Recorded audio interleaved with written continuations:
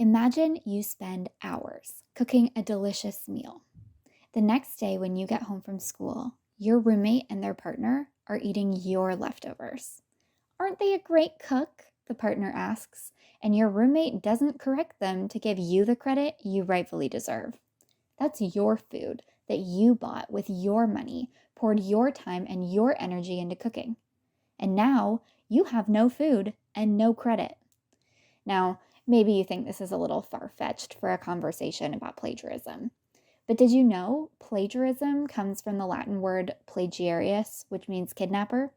Because plagiarism takes other people's thoughts, ideas, and creativity and lets others believe that you came up with them on your own. Essentially, you're kidnapping or stealing something that doesn't belong to you and taking the credit for it, just like your roommate kidnapped your leftovers.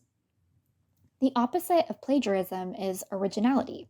This means that your work is authentically yours. Anything that you learned from somewhere else is cited to show that you're not taking the credit for it.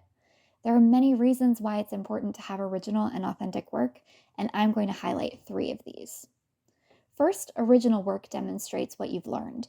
When your work, or even just a piece of it, isn't your own, it's hard to know if you're achieving your learning objectives.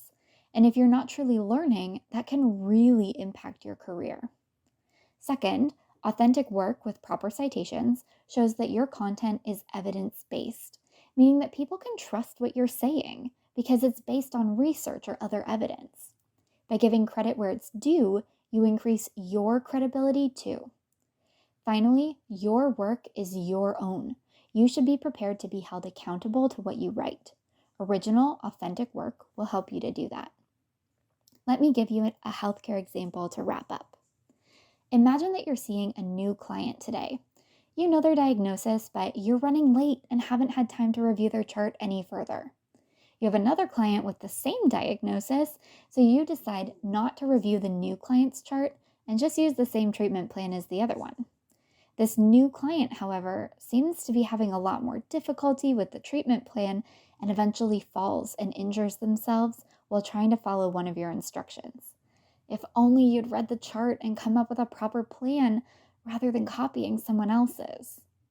Just like in your education, originality and authenticity are important in the workplace, maybe even more so. Copying assessment results, treatment plans, or documentation can get you into serious trouble and can cause delays or even harm to clients' treatment. So, take your time, ask questions, put in the work. Practice being original, authentic, and evidence-based. These will not only help you to avoid plagiarism, but will also take you far in your career. And if you want to learn more, reach out to a professor, librarian, or student success advisor. There are so many resources available to support you in your education, growth, and career.